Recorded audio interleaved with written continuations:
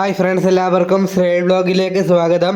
അപ്പോൾ ഫ്രണ്ട്സ്, ഇനിയിപ്പോൾ ഇതിൻ്റെ വീഡിയോ വേണ്ടി നിങ്ങളുടെ മുന്നിലോട്ട് വന്നിരിക്കുന്നത് കേന്ദ്ര കാലാവസ്ഥാ വകുപ്പിൻ്റെ കാലാവസ്ഥാ പ്രവചനം ഷെയർ ചെയ്യാനാണ്. ഇപ്പോൾ ഇങ്ങനെ വീഡിയോ വേണ്ടി നിങ്ങളുടെ മുന്നിലോട്ട് വന്നിരിക്കുന്നത്.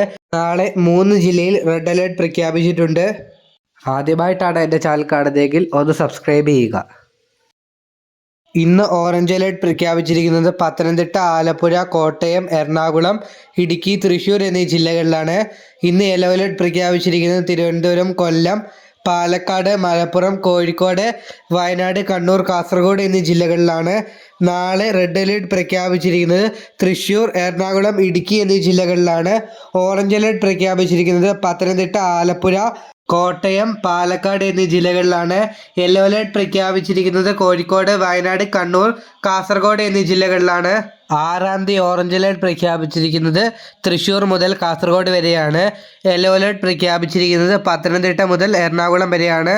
നാളെ ഇതുവരെ ഒരു ജില്ലയിലും അവധി പ്രഖ്യാപിച്ചിട്ടില്ല.